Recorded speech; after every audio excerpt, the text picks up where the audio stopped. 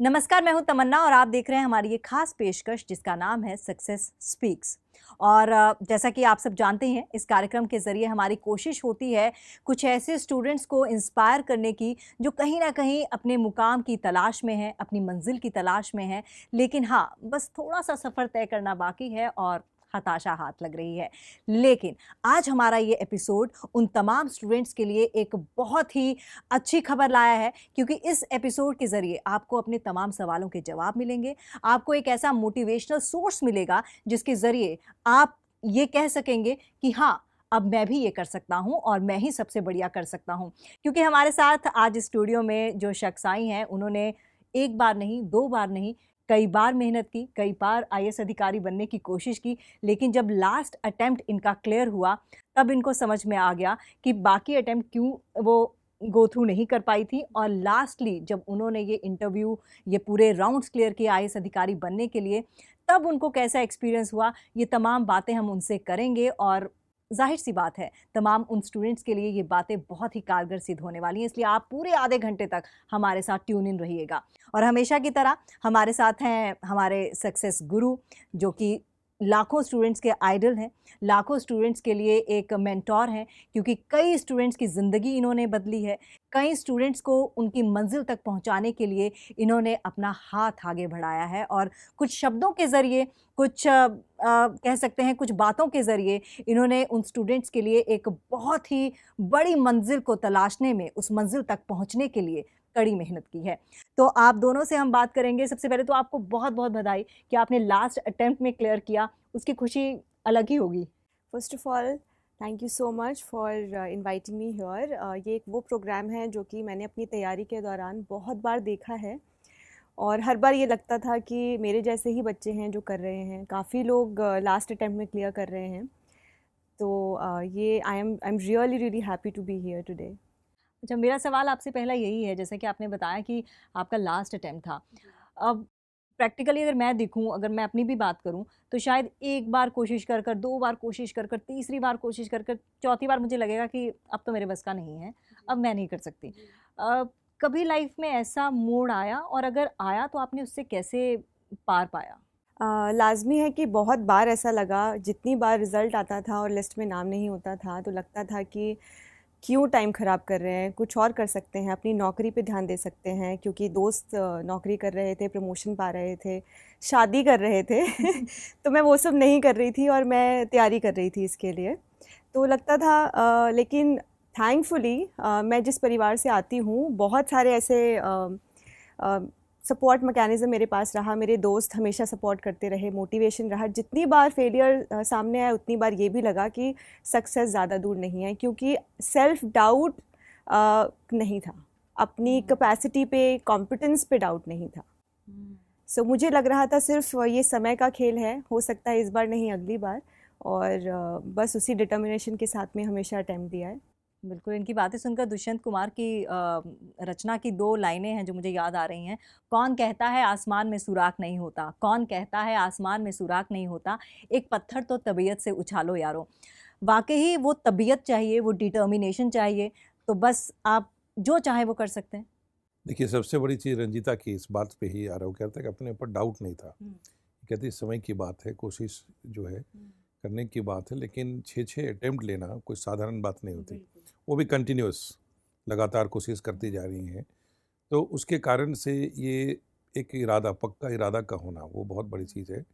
और ये बहुत रेयर टाइप की स्टोरी थी। नॉर्मली 1-2-3 बार होते होते लोग छोड़ देते हैं कि मेरे बस का नहीं है। और ऑलरेडी जब ये जॉब में है, फैमिली बैकग्राउंड भी ठीक है, सपोर्ट भी है, तो ऐसी हालत में, जैसे इसने बहुत ही अच्छे मूड में कहा कि लोग शादियां कर रहे थे, जॉब कर रहे थे, लेकिन मैं इसमें कुछ नहीं कर रही थी, मैं अपनी मंजिल की ओर लगी थी। तो ये एक डिटर्मिनेशन की बात होती है। और वो कुछ भी बड़ी चीज़ को हासिल करने में इंसान को ये ज़रूरी है कि उसके अंदर डिटर्मिनेशन कैसा है। और रंजीता इस मामले में बिल्कुल तैयार है, और अब इंडियन पुलिस सर्विस में जा रही हैं।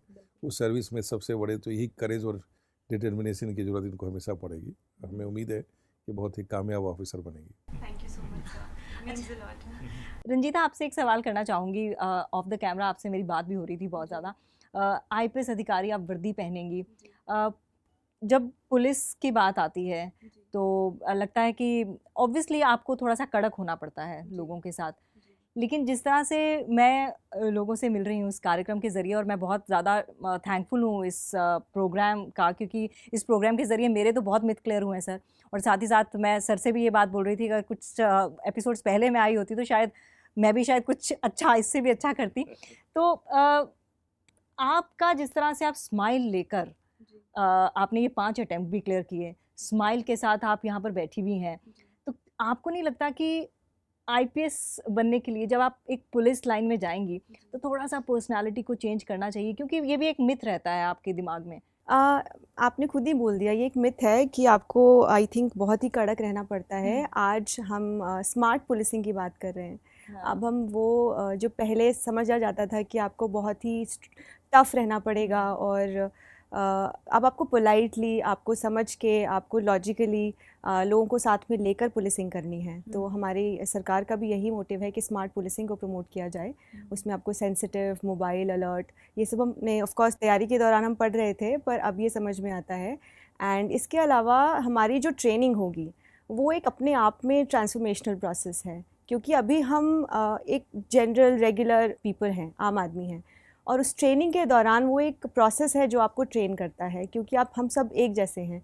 लेकिन ट्रेनिंग में आई एम रियली होपिंग कि उसमें वो कुछ ऐसे वो मंत्र सिखाएंगे कि आपको कैसे टैकल करना है, पुलिसिंग कैसे करनी है, law and order security situations में कैसे डील करना है।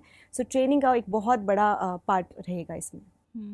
सर, अगर मैं लड़कियों की बात करूं, क्योंकि लड़कियों को एक तरह से समझा जाता है, अगर ऑब्वियसली लड़कियों के साथ एसोसिएट होता है, कोमल वर्ड एसोसिएट होता है, खूबसूरत वर्ड एसोसिएट होता है, लेकिन जब हम इस तरह के फील्ड की बात करते हैं तो कहीं ना कहीं, क्योंकि हमारी मेल डोमिनेटिंग सोसाइटी है, तो कहीं ना कहीं वो डाउट आता है मन में। तो उस डाउट के बारे में मैं आपसे ये जानना चाहूँगी कि कैसे लोगों के सामने ये क्लियर करना है हमें, और कैसे, क्योंकि रंजीता कई लड़कियों की इंस्पिरेशन है, अब कई लड़कियों की प्रेरणा स्रोत हैं, और जब वर्दी पहनेंगी तो हर लड़की ये सोचेगी कि काश मेरी भी इस तरह की वर्दी होती, इस तरह की पर्सनालिटी होती, इसका चार्म ही अलग होता है। आप क्या कहना चाहेंगे? देखिए, ये भी एक बहुत ही ट्रेडिशनल फीलिंग है, और ख़ास करके आईपीएस जैसे जॉब के लिए, क्योंकि इसमें जो असल करेज चाहिए और जो स्ट्रेंथ चाहिए वो है आपका इमोशनल स्ट्रेंथ, एक मेंटल स्ट्रेंथ, साइकोलॉजिकल स्ट्रेंथ। और ये चीज़ आप जैसे आप रंजीता के साथ देख रही हैं कि 6-6 साल तक लगे रहना, वो साधारण स्ट्रेंथ की बात नहीं, इज़ वेरी स्ट्रॉन्ग पोजीशन। जहाँ तक इनकी स्ट्रेंथ फिजिकल पावर की बात है, इनके साथ 2-4 नहीं, हज़ारों ऑफिसर्स गन एंड पिस्टल लेके एक इशारे पे खड़े होंगे, ठीक है। उनको कमांड करना है, decision, the mind, mental alertness and the beauty, that is very very important right for her. तो वो एक करेज की बात है। उनको कोई दबंग वहाँ जा कर के पुलिस ऑफिसर नहीं बनना है क्या सलमान खान जैसे करके फाइट करनी है, उसके लिए पूरी फोर्स इनके साथ होगी। और उसके अंदर हर चीज़ का जो कंट्रोल है, जब एक ऑफिसर जो है जो डिसीजन लेता है वो बहुत इंपॉर्टेंट डिसीजन होता है। विथ यूनिफॉर्म एक पुलिस ऑफिसर, आईपीएस ऑफिसर वही काम कर रहा होता है जो आईएएस में जाकर के बिना वर्दी के दूसरे लोग काम कर रहे हैं। इसके अंदर लॉ एंड ऑर्डर को मैनेज करना, सिस्टम को करना, उसके लिए यू नीड मेंटल अवेयरनेस। इस एग्ज़ाम के अंदर इतना एक्सपीरियंस गैदर हो जाता है, इतनी इंटेलिजेंस डेवलप हो चुकी होती है कि उनको काम आएगा। तो basically it's a courage which is important. और वो एक इसमें बहुत सारी इनोवेशन, जैसे इसने रंजीता ने कहा स्मार्ट पुलिसिंग की बात है। आज के दिन में किसी भी डेवलप कंट्रीज़ में आप जाते हैं तो that's a very different concept, और उसमें से the ladies are playing very very important role. और इसके अंदर बहुत ही सेंसिटिविटी चाहिए, एक एम्पैथी चाहिए कि आप कैसे लोगों के साथ डील कर रहे हैं। Ladies can play very important role. Exactly और आज के सिनेरियो को देखते हुए आपको लगता है कि आप जब आईपीएस अधिकारी बनेंगी तो मुझे ये चीज़ तो ज़रूर चेंज करनी है? इसका जवाब थोड़ा सा स्पेसिफिक होगा, क्योंकि हर एक जगह की अपनी अलग परेशानियां होती हैं। क्योंकि एक district in Rajasthan would probably have different problems as compare to a district in perhaps Telangana. तो उस डिस्ट्रिक्ट के, उस जगह के हिसाब की जो परेशानियां हैं उनको देखते हुए आपको सल्यूशंस ढूंढने पड़ेंगे। तो ये बहुत ही एक वहाँ पे जाके उस एरिया को समझकर, वहाँ के लोगों से बातचीत करके, वहाँ की जो एग्जिस्टिंग इश्यूज़ हैं उनको समझकर तभी एक कोई समाधान हम ढूंढने की कोशिश करेंगे। बट अगर पर्टिकुलरली आपको कलेक्टिवली मैं पूछूं, क्योंकि हम अक्सर ऐसा बोलते हैं कि इस देश का कुछ नहीं हो सकता, लेकिन सबसे बड़ी बात तो ये है कि समाज का आप भी हिस्सा हैं, आपको भी कुछ करेंगे तभी देश का कुछ होगा, तो आपको इनिशिएटिव लेना है। मैं उस इनिशिएटिव की बात कर रही हूँ। So first and foremost the security of women, हमारी महिलाएं हैं उनको एकदम सेफ सिक्योर एनवायरनमेंट देना बहुत ज़रूरी है। हमारे जो बच्चे हैं जिनके अगेंस्ट क्राइम होता है उनको एक सेफ सिक्योर एनवायरनमेंट देने की कोशिश की जाएगी। ये प्राइम टारगेट्स हो सकते हैं कि जिसमें हम काम कर सकते हैं, और बाकी तो पूरी फील्ड हमारी ओपन है, इतने सारे एरियाज़ हैं काम करने के लिए, तो I am ready for it. Sir आप कुछ बारीक क्वेश्चंस पूछ सकते हैं जो आपके एक्सपीरियंस, क्योंकि मेरा एक्सपीरियंस आपका एक्सपीरियंस से बहुत ही छोटा है, तो आप कुछ ऐसे सवाल। हाँ, वो कुछ ऐसे डिस्कशन जो स्टूडेंट्स को काम आएंगे वो हम डिस्कशन करते हैं। रंजीता, एक बहुत इंटरेस्टिंग जर्नी रहा आपका। सबसे पहले तो आपको फिर से एक बार बहुत बहुत congratulations. Thank you so much sir. ये बहुत सराहने वाली बात है कि आपने वो अपनी कंसिस्टेंसी बनाए रखा और मेहनत आप करती रही। लेकिन ये पूरे दौरान में आपने बहुत कुछ गैदर किया होगा कि क्या कमी रह रही, कैसे कैसे इम्प्रूव हम करते जा रहे हैं। हर स्टेजेस पे एक रिक्वायरमेंट रही। सबसे पहले ये आइडिया कहाँ से आया कि मुझे आपको आईएएस में जाना है या आईपीएस में जाना है? सर बहुत ही इंटरेस्टिंग क्वेश्चन है मेरे केस में स्पेशली, क्योंकि ये आइडिया मुझे बहुत लेट आया। लोगों का बचपन का सपना होता है कि आईएएस अधिकारी बनना है या आईपीएस ऑफिसर बनना है। ये मैंने ऑलरेडी मैं 6-7 साल नौकरी कर चुकी थी कॉर्पोरेट सेक्टर में, तब मुझे लगा कि कुछ और बड़ा कर सकते हैं अपने पोटेंशियल को देखते हुए, क्योंकि अपनी जॉब में मैं काफ़ी अच्छा कर रही थी, प्रमोशंस मिल रहे थे, सब कुछ अच्छा जा रहा था, पर तब लगा कि कोई एक बड़ा प्लेटफॉर्म मिलना चाहिए। और तब एक रेगुलर इंडिविजुअल के लिए की तरह मैंने देखा कि मैं कौन से एग्ज़ाम्स दे सकती हूँ, क्योंकि हमारे देश में एग्ज़ाम एक ज़रिया है कि कुछ बड़ा करने के लिए। तो तब मुझे लगा कि कैट एक एग्ज़ाम है और एक यूपीएससी का एग्ज़ाम होता है, और मुझे लगा ये मेरी कॉम्पिटेंस के according this is what I can do. तब जाके आइडिया आया। और इसके अलावा मेरे आई वुड लाइक टू से कि पापा का बहुत ही बड़ा योगदान है इस आइडिया को फ्रक्टिफाई करने में। क्या करते हैं आपके फादर? उनका अपना बिजनेस है ट्रांसपोर्ट का। और रहती कहाँ हैं आप, कहाँ रहने वाली हैं? फरीदाबाद की। मदर क्या करती हैं? अच्छा, तो एक घर में एक डिसीजन हुआ और फादर ने क्या आइडिया को कॉन्क्रीटाइज किया आपके लिए? इंसेप्शन वहीं से हुआ था। पढ़ाई लिखाई आपने कैसे की, कहाँ से की? सर मैंने स्कूलिंग मेरी फरीदाबाद से हुई है, और मैंने ग्रेजुएशन इंग्लिश लिटरेचर में किया है स्कूल ऑफ ओपन लर्निंग से। अच्छा, तो साथ साथ में ओपन लर्निंग से करने का मतलब है आप जॉब कर रही थी? किस तरह की सर्विस कर रही थी आप? सर मैंने काफ़ी डाइवर्स रोल्स प्ले किए हैं। पहले मैंने एक एनालिस्ट का रोल किया है एक कॉर्पोरेट सेक्टर में टेक्नोलॉजी फर्म में। उसके अलावा मैंने एक रिपोर्टिंग एनालिस्ट का काम किया है। उसके बाद मैंने एक पब्लिक रिलेशंस का कोर्स किया था Indian institute of mass communication से, और उसके बाद मैंने एक उसी एरिया में पब्लिक रिलेशंस के एरिया में मैंने एक लॉ फर्म में काम किया। अच्छा, तो लगातार आप जॉब में बनी रही? 2016 तक मैं जॉब में थी, 2006 से 2016। मतलब आप रूटीन फॉर्मल एजुकेशन में ना हो करके आपने कई चीज़ों को करस्पॉन्डेंस इसको एक्सप्लोर किया, और तो जब आप जॉब कर रहे थे उसी समय आपके दिमाग में आया आइडिया? तो चलिए, मीडिया बैकग्राउंड की हैं मतलब आप, और मीडिया से रिलेटेड मेरे कई सवाल हैं। और कहा जाता है कि मीडिया लाइन जो होती है वो ग्लैमर की लाइन होती है, तो इस और भी हम जाएंगे और साथ ही साथ आपके बारे में भी पूछेंगे कि वो लाइन छोड़कर आपने आईएएस की तरफ रुख किया, उसका क्या बड़ा रीज़न था। लेकिन एक ब्रेक का वक्त हो चला है, एक छोटा सा ब्रेक लेंगे, ब्रेक के बाद तुरंत हाजिर होंगे। बने रहिए हमारे साथ।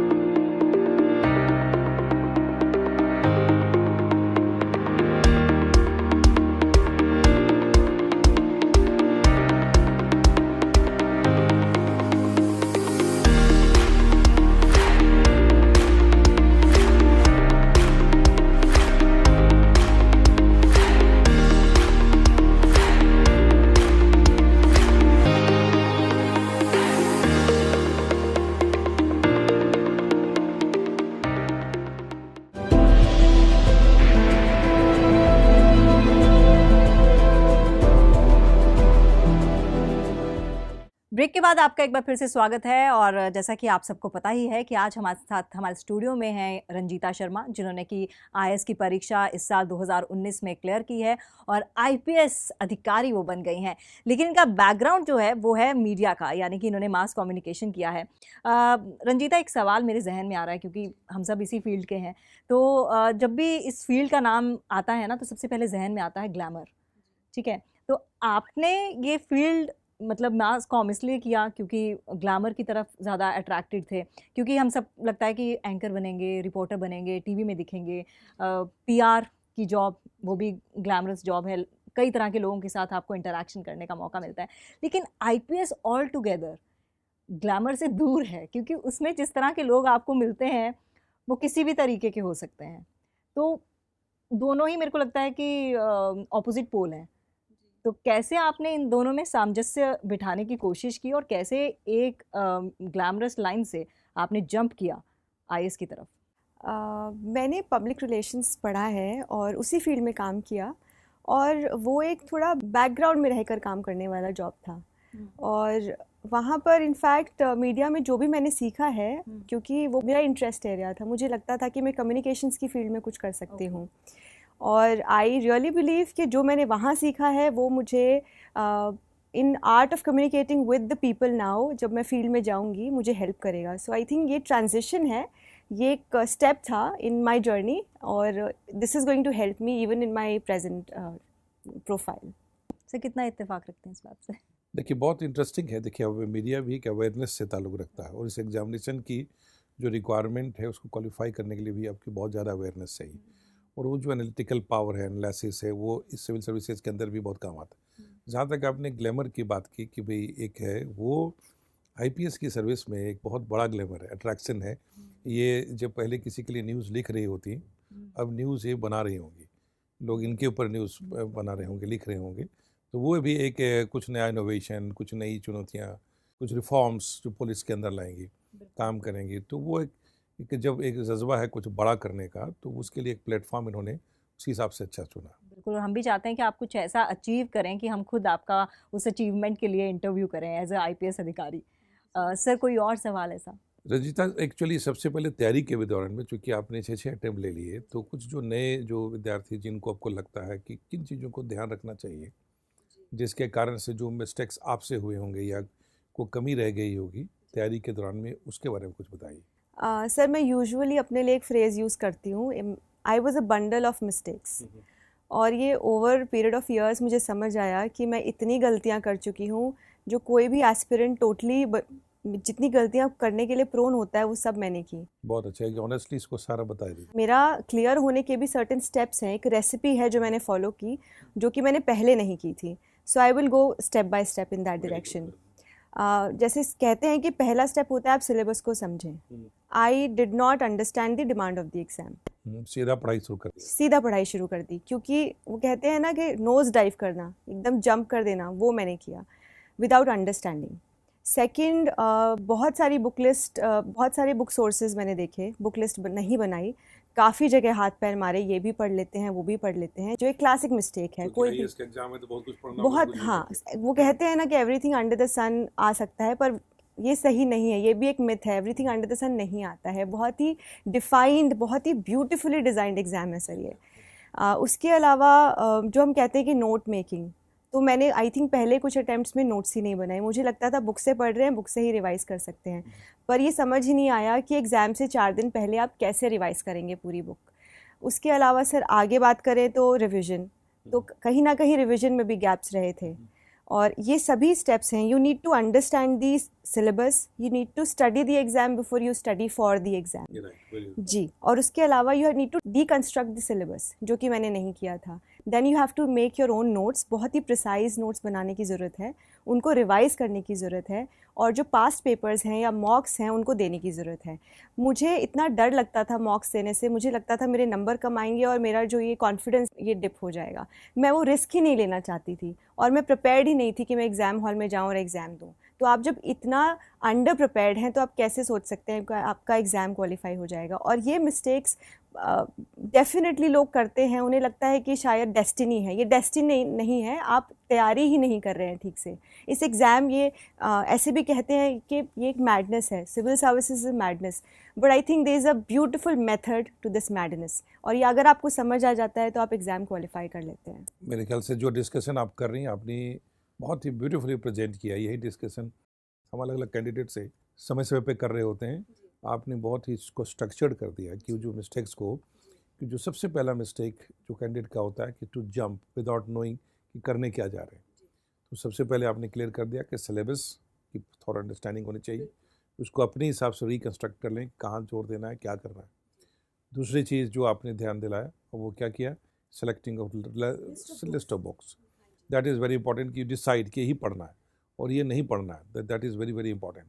Third thing which everybody should know is making right note so that कि लास्ट मोमेंट में भी आप रिवाइज कर सकते हैं and to get a right direction कि जा कहाँ रहे हैं, इसलिए पिछले साल के questions and then to practice on the test कि क्या कर रहे हैं। तो this is very beautiful presented.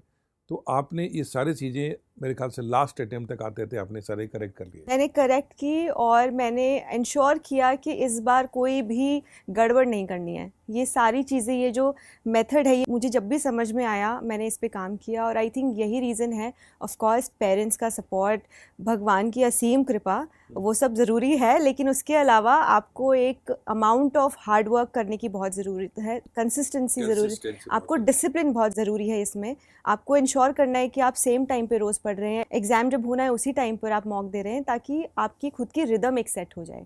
ये सब चीज़ें बहुत छोटी लगती हैं सुनने में, पर अगर आप इनको डेली हैबिट बनाएंगे तो ज़रूर it becomes a second nature to you. तो मुझे 6 साल लगे, ज़रूरी नहीं है आप पहले साल में कर सकते हैं। बाकायदा आप अगर ये चीज़ें फॉलो करें, कितने सारे टॉपर्स ये सिमिलर रेसिपी बताते हैं, पर करने वाले बहुत कम लोग होते हैं, और जो कर जाते हैं वो तर जाते हैं। बहुत अच्छा, बहुत बढ़िया। और मुझे लगता है सर कि आईएएस एग्ज़ाम के लिए नहीं, किसी भी एग्ज़ाम के लिए आपको इस तरह से चीज़ें, टाइम मैनेजमेंट बहुत ज़रूरी है। बहुत ही जरूरी। अब हम टाइम मैनेजमेंट की थोड़ा चर्चा करते हैं, क्योंकि इस एग्ज़ाम में बहुत सारे मिथ हैं कि घंटों घंटों पढ़ना है, करना है, और कुछ सब पूरी दुनिया को छोड़ करके सब पढ़ाई करनी है। तो उसके हिसाब से जो एक टाइम मैनेजमेंट है, this is very crucial thing, इस एग्ज़ाम में भी और सर्विस में भी जाने के बाद ज़रूरत पड़ती है। तो आपने अपने टाइम को कैसे स्ट्रक्चर, कितने घंटे की पढ़ाई कंसिस्टेंटली अब कर पाते थे? सर 2016 तक जब मैं जॉब कर रही थी तब मैं लगभग 3-4 घंटे देती थी पढ़ाई को। उसके बाद में क्योंकि डेडिकेटेड था तो मैं इजीली 7-8 घंटे, but I would still say कि नंबर ऑफ आवर्स मैटर ही नहीं करते हैं, उन घंटों में आप क्या कर रहे हैं वो मैटर करता है। क्वालिटी क्या है, क्वालिटेटिवली आप कितना पढ़ रहे हैं, आपका दिमाग डिस्ट्रैक्टेड है या आप फोकस्ड हैं, आप वहाँ पर अटेंशन आपकी है कि नहीं, क्योंकि हम यूजुअली बहुत डिस्ट्रैक्टेड रहते हैं और आजकल तो सोर्सेज भी बहुत हैं आपको डिस्ट्रैक्ट करने के लिए। तो वो क्वालिटेटिवली अगर आप 7-8 घंटे दे रहे हैं, और ये आपके एप्टीट्यूड पे डिपेंड करता है, हो सकता है कि आप बहुत जल्दी चीज़ें ग्रैब करते हो और दूसरा कोई इंसान है उसको ज़्यादा टाइम लगता हो, ये बहुत इंडिविजुअल, हर पर्सन की अपनी एक रिक्वायरमेंट है।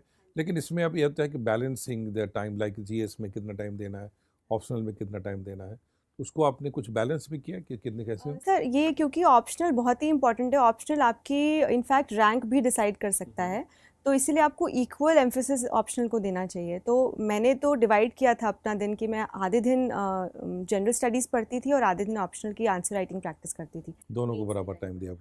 अब हम थोड़ी सी चर्चा ऑप्शनल की करते हैं, क्योंकि आपने कहा selection of optional, right optional, वो बहुत डिसाइडिंग फैक्टर है, राइट? तो चूँकि आपका बैकग्राउंड इंग्लिश लिटरेचर का है, आप इसे मास मीडिया के फील्ड से हैं, बट आपने सब्जेक्ट सोशियोलॉजी लिया, कारण क्या था? सर इससे पहले ये एक मिस्टेक मैं बताना भूल गई थी, चॉइस ऑफ ऑप्शनल एक बहुत बड़ी मिस्टेक है, काफ़ी लोग कर जाते हैं, तो ये भी ज़रूरी है कि आप अपना इंटरेस्ट एरिया देखें, क्योंकि फिर आसान हो जाता है। और सोशियोलॉजी को मैंने इसलिए चूज़ किया क्योंकि जब मैंने सिलेबस देखा I felt a natural inclination, क्योंकि मैं मीडिया ऑलरेडी पढ़ के आई थी, तो इसमें सोशल इश्यूज़ ही यूजुअली कवर होते हैं। थिंकर्स का पार्ट, थियोरी पार्ट है, लेकिन largely gender related issue, caste issue, जो हम सोसाइटी में आमतौर पर देखते हैं, वो इश्यूज़ कवर होते हैं। So purely on basis of interest मैंने ये ऑप्शन लिया था, एंड थैंकफुली इसका स्कोर भी अच्छा आ रहा था, तो सोने पे सुहागा हो गया। अच्छा, एक सवाल सर मेरा भी है। जिस तरह से आपने टाइम मैनेजमेंट की बात की और आपने कहा कि इतने आवर्स ज़रूरी नहीं है पढ़ो, आपको क्वालिटी टाइम देना है, लेकिन कहते हैं कि कुछ पाने के लिए कुछ खोना पड़ता है। तो आपको लगता है कि आपने इस दौरान कुछ चीज़ें मिस कर दी अपनी लाइफ में, फ्रीकिंग विद फ्रेंड्स या कुछ इस तरह की चीज़ें मिस कर दी? ये प्रायोरिटी पे डिपेंड करता है। उस टाइम पर ऐसा जब तैयारी चल रही थी तो लग रहा था कि मेरा ध्येय है, ये मेरा मोटिव है, मेरा गोल है, मुझे यही करना है, तो वो चीज़ें इतनी मैटर नहीं की। मैंने I was socially cut off, voluntarily मैंने डेफिनेटली सोशली कट ऑफ किया था। काफ़ी सारे फैमिली फंक्शंस होते थे जिन पे मैं जाती ही नहीं थी। लेकिन और ये डिसिप्लिन के लिए भी ज़रूरी है, क्योंकि आप अगर कहीं जा रहे हैं तो आप नेचुरल है कि आप थोड़ा डिस्ट्रैक्ट हो ही जाएंगे। तो अपने लिए आप अगर प्रायोरिटाइज़ करते हैं तो I think it becomes really easy, और ये कुछ मिस नहीं हुआ है। Life is definitely out there for you to live. It depends on priority what she is telling कि हम चाहते क्या है। क्योंकि किसी को अपनी काम सीरियस कर करके कोई मकसद पा करके उसमें फन लगता है, किसको टाइम वेस्ट करके अच्छा लगता है। तो आप she has been spending investing time. बाकी और जिन जो फैमिली फंक्शंस आपने मिस किए होंगे वो फैमिली वाले आज आप पे फख्र कर रहे होंगे। सब फिर वापस सब उस क्वेश्चन पे आते हैं कि जो सोशियोलॉजी ऑप्शन लिया, तो वो पहले क्या शुरू से आपने सोशियोलॉजी रखा था? सर मैंने सबसे पहले पब्लिक एडमिनिस्ट्रेशन लिया था। हाँ जी, सोशियोलॉजी लिया था। तो सोशियोलॉजी एक ऑप्शनल सिलेक्शन में आपके हिसाब से किन बातों का ध्यान रखना चाहिए? सर सोशियोलॉजी अगर आप लेते हैं तो आपका अगर आप जनरली इंटरेस्टेड है सोशल इश्यूज़ को लेकर, और ये जो ऑप्शन है ये आपको जीएस में भी काफ़ी हेल्प करता है। इनफैक्ट मेरा जो एसए का स्कोर मुझे आया है, आई थिंक लार्जली वो इसीलिए आया है क्योंकि मैंने सोशियोलॉजी अच्छे से पढ़ी थी। अच्छा, तो वो आपको काम आया बहुत। वो जीएस में आपको रियली हेल्प करेगा, और बहुत ही जनरल सा सब्जेक्ट है, कुछ भी ऐसे टेक्निकली नहीं है इसमें। और अगर आप करंट अफेयर्स अच्छे से पढ़ते हैं, न्यूज़पेपर अच्छे से पढ़ते हैं, इंटरेस्ट है, तो आप इजीली टैकल कर लेंगे। कुछ फंडामेंटल बुक जिससे कि जिसने पहली बार सोशियोलॉजी पढ़ना है या आपने पढ़ी हो, तो कैसे स्टार्ट किया आपने? सर मैंने नोट्स लिए थे। मेरे एक बहुत ही खास दोस्त हैं, उन्होंने सोशियोलॉजी से ही क्लियर किया था, तो मैंने उन्हीं के नोट्स लिए थे। हाँ जी, तो ये मेरा काम काफ़ी आसान हो गया था। और उसके ऊपर फिर मैंने बिल्ड किया था। मैंने काफ़ी इंटरनेट का यूज़ किया था अपने नोट्स को और रिच करने के लिए। हर लंबे से एक स्टैंडर्ड बुक है इसकी, और कुछ पेपर 2 के लिए भी स्टैंडर्ड बुक्स हैं सर, जैसे योगेंद्र सिंह की है, और सिमिलरली जो स्टैंडर्ड बुक्स है उसका पेपर 1 और पेपर 2 के बीच में जब आंसर आप लिखते हैं, क्या दोनों को अपने बैलेंस करते हुए आंसर दिया, कैसे दिया? सर ये भी इंटरेस्टिंग है, क्योंकि पेपर 1 कहते हैं कि थियोरेटिकल होता है ओरिएंटेशन उसका, पर इस साल जो एग्ज़ाम टेस्ट आया था उसमें क्वेश्चंस काफ़ी करंट ओरिएंटेड थे, जो कि हम यूजुअली पेपर 2 में देखते हैं। तो आपको आई थिंक अगर आपने दोनों पेपर अच्छे से प्रिपेयर किए हैं तो आपको कठिनाई नहीं होगी, और उसके हिसाब से बैलेंस नेचुरली हो जाएगा। अगर आपने आंसर राइटिंग प्रैक्टिस की है तो वो अपने आप बैलेंस हो जाएगा। तो चलिए यहाँ पर बैलेंस की सर बात कर रहे हैं, ब्रेक का वक्त हो गया है। ब्रेक के बाद इसी बैलेंस की बात करेंगे, और बैलेंस की बात करेंगे smart work versus hard work की भी। आप मेरे साथ बने रहिए, ब्रेक के लिए रुक रहे हैं।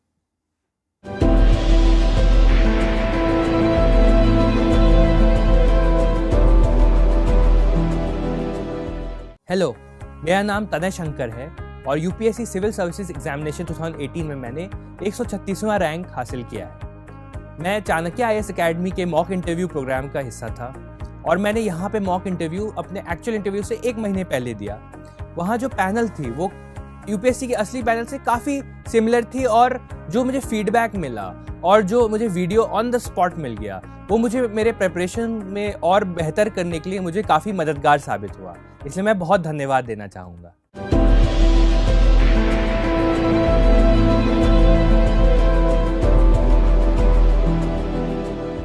ब्रेक के बाद आपका एक बार फिर से स्वागत है सक्सेस स्पीक्स में, और आज हमारे साथ हमारी मेहमान है रंजीता शर्मा, जो कि आईपीएस अधिकारी हैं।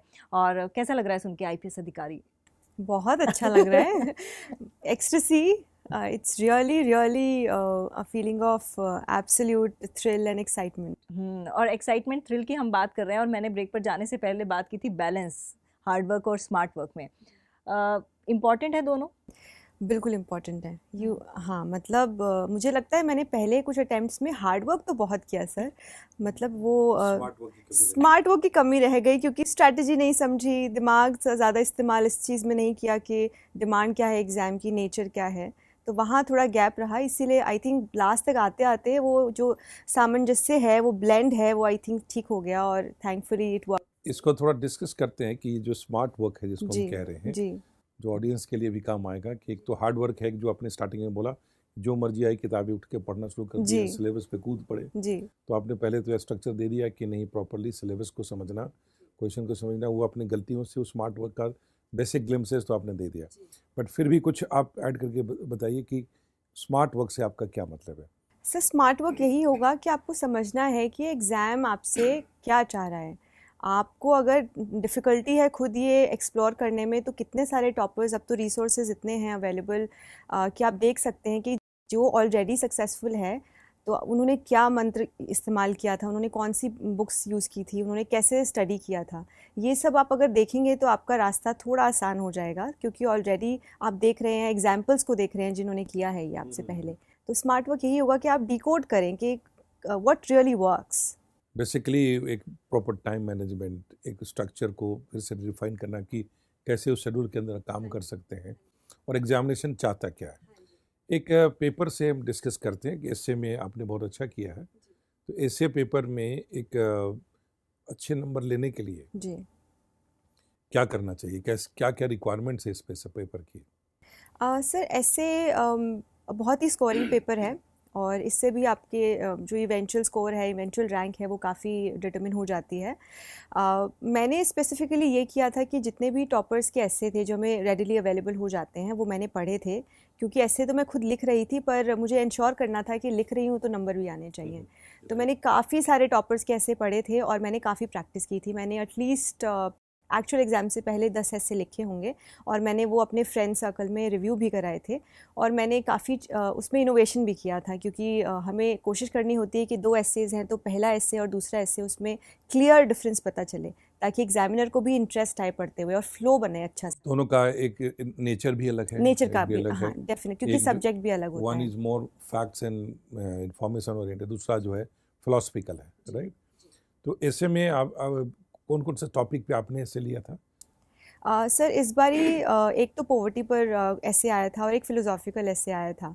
तो मैंने ये चूज़ इसलिए किया था क्योंकि पॉवर्टी ऑल्दो एक बहुत ही जनरल सा टॉपिक है, लेकिन उसमें आप अगर इनोवेशन कर देते हैं तो आपके चांसेस है कि आप अच्छा स्कोर करेंगे। इसमें रंजीता थोड़ा सा कई बार लोगों को क्लियर नहीं हो पाता, जो इनोवेशन की बात की आपने पॉवर्टी में, वो थोड़ा सा ब्रीफ में बता दीजिए। फॉर इंस्टेंस मैंने एक छोटी सी कहानी से शुरू किया था। मैंने ऐसा कुछ लिखा था, वर्बेटिम नहीं याद है, पर कि कोई एक किसान है जो कि झारखंड से है और काफ़ी गरीबी है, और वो यहाँ दिल्ली में आता है और किसी स्लम में बस जाता है, और यहाँ पर रहकर वो किसी भी तरह से एक दिल्ली की प्रॉस्पेरिटी के लिए कंट्रीब्यूट नहीं कर पा रहा है, ना ही वो अपने घर को कंट्रीब्यूट कर पा रहा है। तो ये एक स्टोरी, मैंने स्टोरी लाइन पिन की थी और इसी स्टोरी को मैंने वीव किया था। और इसके अलावा मैंने काफ़ी, क्योंकि मुझे काफ़ी टाइम लग गया एग्ज़ाम क्वालिफाई करने में, मैंने काफ़ी रेफरेंस बुक्स पढ़ी थी। मैंने अमर्त्य सेन जी की बुक्स पढ़ी थी और गुहा जी की पढ़ी थी, तो उनसे मैंने रेफरेंस लेके मैंने कुछ पोवर्टी रिलेटेड पॉइंट्स मैंने पढ़े थे, तो वो मैंने इनकॉर्पोरेट किए थे, साथ साथ उसी में वीव करते रहे। तो एक स्टोरी लाइन और जो एंड था, कंक्लूजन था, वहाँ पे मैंने वापस से उसी का जिक्र किया कि अगर हम उस एक गरीब इंसान पर फोकस करेंगे और उसकी पॉवर्टी एलिविएशन पे फोकस करेंगे, तो हो सकता है कि देश जो हम न्यू इंडिया की बात कर रहे हैं वो हो पाए। बहुत अच्छा। एक एसे के अंदर में एक इंट्रोडक्शन है, मिडिल है और एंड है, राइट। तो ये इसको जो फॉलो करना चाहिए, तो जैसे इंट्रोडक्शन में आपने एक एसेंस दे दिया कि बोलने क्या जा रही है, फिर आपने उसको स्ट्रक्चर फॉलो किया और उसको कंक्लूड किया, तो इस पूरे फ्लो के अंदर में किन बातों को ध्यान रखना चाहिए। ये इंश्योर करना चाहिए कि like you said, flow is the right word. एक ऐसे फ्लो करना चाहिए, आपको मज़ा आना चाहिए पढ़ते वक्त।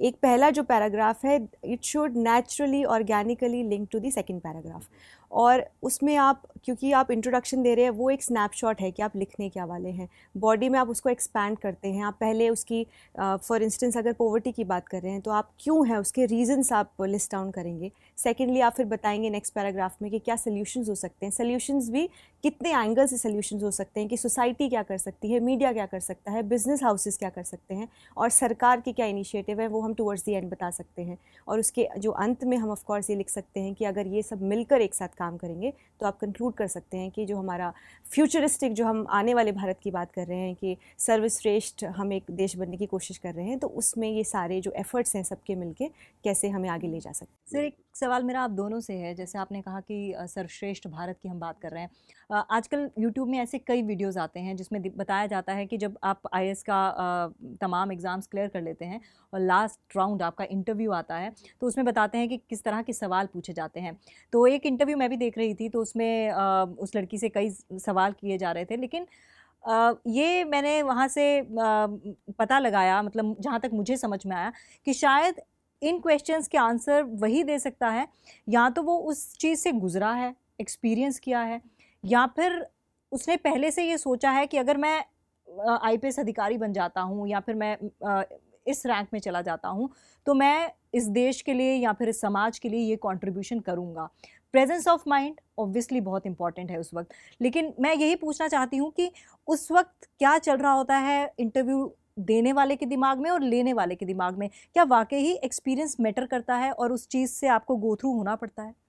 रंजीता बताएंगी पहले। मुझे लगता है कि इंटरव्यू, ये मेरी अंडरस्टैंडिंग है, मैंने एक ही बार इंटरव्यू दिया है बट मुझे ये समझ में आया है कि वो देखते हैं कि आप कितने सेंसिटाइज्ड हैं मैटर्स को लेके।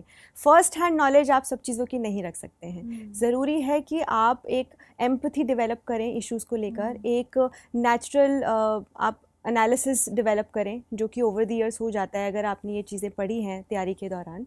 तो आप इश्यूज़ को लेकर थोड़े से अवेयर हो जाते हैं और इसीलिए आप आंसर भी ऑफ कोर्स बेटर दे पाते हैं क्योंकि आपने इतना पढ़ा है उस चीज़ के बारे में। तो ये सेंसिटाइजेशन का इशू है, आप अगर सेंसिटिव हैं उस चीज़ को लेकर तो आप आंसर कर पाएंगे। देखिए, सबसे पहले जैसे इसने कहा कि सब्जेक्ट की तैयारी के दौरान में एक तो मल्टीपल सब्जेक्ट्स पढ़ाए जाते हैं। तो ये सब्जेक्ट इसलिए पढ़ाए जाते हैं ताकि एक कैंडिडेट को एज ए स्पेशलिस्ट नहीं पढ़ना। जनरल स्टडीज़ के लेवल में इतने सारे सब्जेक्ट हैं, ज्योग्राफी, हिस्ट्री, साइंस, सब कुछ पढ़ाया जाता है, वो भी 10+2 लेवल का। फिर एक ऑप्शनल सब्जेक्ट के स्पेशलाइजेशन के हिसाब से भी निकल जाता है। तो इसको एक अप्रोच है जिसको कहते हैं vertical and lateral thinking approach, कि एक कोई समस्या है तो पढ़ने के बाद एक कैंडिडेट ने कैसे उसको इंटरलाइज किया, बाद में तो प्रैक्टिकल लाइफ में आने के बाद उसको यूज़ करेंगे, लेकिन अभी उनका इतना इवॉल्व कर जाते हैं ताकि वो एक ही मैटर को जब सॉल्यूशन देने की बात आती है तो कई एंगल से उस पर सोच सकते हैं। तो देखते हैं कितनी आप एम्पैथिक ढंग से, सेंसिटिव ढंग से उस मैटर को समझे। और जब प्रॉब्लम सॉल्विंग एटीट्यूड चेक करना है, डिसीजन मेकिंग करना है, ये कोई विजन है, लीडरशिप ट्रेड्स हैं, तो ये सारे जो ट्रेड्स हैं सिविल सर्विसेज के जो आगे काम आने वाले हैं उसके हिसाब से कैंडिडेट कितना रिव्यू कर सकता है, ऑनेस्टी, इंटीग्रिटी कितनी है ना। सर, लेकिन मेरा सवाल ये है, क्योंकि मैंने भी यूट्यूब के ज़रिए ही देखा है कि एक सिचुएशन में डालते हैं वो लोग कि अगर ऐसा हो जाए तो फिर आप कैसे करेंगे। तो वो सिचुएशन के हिसाब से जब आप आंसर देते हैं तो ज़रूरी नहीं है कि जो आंसर आप दे रहे हैं वो उनको ठीक लगे। तो वो मैं आपसे टेक्निक जानना चाहती हूँ। देखिए, ठीक लगने की जो बात होती है, यदि वो चीज़ें कन्विंसिंग होती है तो एक तो बोर्ड में 5 लोग बैठे हुए हैं, तो there is a sense of judgement. यदि एक पर्सन उसमें बायस्ड हो रहा है या फिक्स्ड भी हो रहा है तो बाद में इंटरव्यू जब ख़त्म होता है तो लोग डिस्कस करते हैं कि आपने जो सवाल पूछा था आपकी क्या राय है। तो मान लीजिए बोर्ड मेंबर ने कहा नहीं मैं कन्विंस नहीं हूँ, तो 4 लोग और भी उस सवाल में डिस्कशन करते हैं कि नहीं आपने पूछा लेकिन जो कैंडिडेट है उसने इस तरह से जवाब दिया तो ये कन्विंसिंग है। तो कई बार उस चीज़ को ऐसे करेक्ट इंटरव्यू के बाद किया जाता है।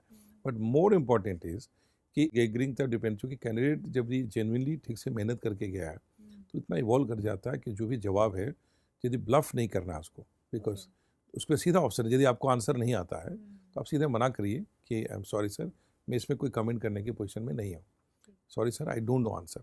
बट यदि आप अटेम्प्ट कर रहे हैं तो इसका मतलब है कि आप हर तरह से रेडी हैं और आपका आंसर जो है कन्विंसिंग होगा, तभी आप अटेम्प्ट करिए। और एक और भी बात है कि वो सिर्फ ये टेस्ट नहीं कर रहे हैं कि आप जवाब क्या दे रहे हैं, वो ये भी देख रहे हैं कि आप जवाब कैसे दे रहे हैं। क्योंकि आप अगर एकदम आपका एटीट्यूड पॉजिटिव है, आप काम हैं, कंपोज्ड हैं, वो ट्राई कर रहे हैं कि आपको रैटल करें, परेशान करें शायद, हालांकि वो बहुत ही कॉर्डियल बोर्ड्स होते हैं, बहुत ही आपको कंफर्टेबल फील कराते हैं, पर हो सकता है किसी सिचुएशन में कि आप परेशान हो जाएं। तो आपको अपना कंपोजर नहीं लूज़ करना है, आपको हमेशा अपने चेहरे पे स्माइल बना के रखनी है और एक न्यूट्रल एटीट्यूड के साथ में इंटेलिजेंटली जो आपने इतना पढ़ा है उसके हिसाब से जो समझ आए वो आंसर देना है। और नहीं आता है तो आप बोल सकते हैं कि मुझे नहीं आता है। मैंने आई थिंक अराउंड 3 सवालों का जवाब मेरे को नहीं आता था और मैंने हाँ जी, और मैंने मना किया था कि मुझे नहीं, you need to be honest, मतलब वो अंदर से अपनी सच्चाई के साथ में तैयारी करें और सच्चाई के साथ में जवाब दें। सक्सेस आपकी है। तो सर ये तमाम बातें वाकई बहुत मोटिवेशनल हैं और बहुत ही इंस्पायरिंग है। और जब आप ऐसे दो शख्सियतों से ये चीज़ें सुन रहे हैं जो खुद इस दौर से गुजरे हैं, रंजीता जिन्होंने लास्ट अटैम्प्ट में पूरा क्लियर किया है, और ये खुद बता रही हैं कि इन्होंने लास्ट अटैम्प्ट में जो क्लियर किया उसमें 3 सवालों का इन्होंने कहा था कि ये जवाब आप नहीं देना चाहती। तो यानी कि कहा जा सकता है कि जिस तरह से ख़ास तौर पर ये कहूँगी कि मिडिल क्लास फैमिलीज़ में बहुत हवा बनाया रहता है IAS एग्ज़ाम्स को, कि IAS एग्ज़ाम्स तो हर कोई क्रैक नहीं कर सकता, लेकिन आपकी बातें सुनकर ये ज़रूर यकीन हो गया कि कुछ भी नामुमकिन नहीं है। इस प्रोग्राम का मकसद भी वही है, हम डिमिस्टिफाई करना चाहते हैं सक्सेस स्पीक्स का, इसलिए पॉपुलर हो रहा है प्रोग्राम इतना ज़्यादा। बिल्कुल। और मैं चाहती हूँ कि अगर आप अपना फीडबैक दे सकें, अगर आपको भी लगता है कुछ ऐसे सवाल आपके जहन में चल रहे हैं जो आपको जिसका जवाब नहीं मिल पा रहा है, तो आप हमसे कांटेक्ट कर सकते हैं, आप हमसे पूछ सकते हैं कि कौन कौन से सवाल हैं जो हम हमारे सक्सेस गुरु से पूछना चाहते हैं, या फिर कोई भी शख्सियत, रंजीता जैसी शख्सियत हमारे स्टूडियो में आती हैं तो अपने एक्सपीरियंस को शेयर करना चाहती हैं। हमें बहुत अच्छा लगेगा अगर आप इस तरह की इन्वॉल्वमेंट हमारे प्रोग्राम के ज़रिए करते हैं। रंजीता, कुछ खास मैसेज जो देना चाहेंगे आप जो है फ्यूचर एस्पिरेंट्स के लिए, वो बताइए। जी, मैं ये कहना चाहूँगी कि ये एग्ज़ाम बिल्कुल डुएबल है। बहुत ही साधारण से बैकग्राउंड वाले बच्चे ही क्लियर करते हैं हर साल। मैं भी एक बहुत ही रेगुलर बैकग्राउंड से हूँ। इसको हवा मत बनाइए, और जो एक सिंपल सा प्रोसेस है, अपने टॉपर से कुछ सीखिए, जितने भी आपको किसी एक मेंटर को ढूंढिए, कुछ ऐसे लोगों को ढूंढिए जो आप में विश्वास रखते हैं, आपकी काबिलियत पर उन्हें एब्सोल्यूट फेथ है, क्योंकि आपको अगर एक ऐसा इंसान एक भी मिलता है तो आप ये कर जाएंगे। और मैं अपने फेलियर से ये सीखी हूँ कि even if you are failing at an exam, you can always win at life. तो चलिए आज के इस कार्यक्रम में फ़िलहाल के लिए इतना ही, लेकिन वादा करते हैं फिर से आएंगे किसी और नई शख्सियत के साथ और आपको सुनाएंगे उनकी कहानी उन्हीं की ज़ुबानी। तब तक के लिए मुझे दीजिए इजाज़त, अपना ख्याल रखिएगा, नमस्कार। Don't forget to like, share and subscribe to our channel and press the bell icon to never miss an update.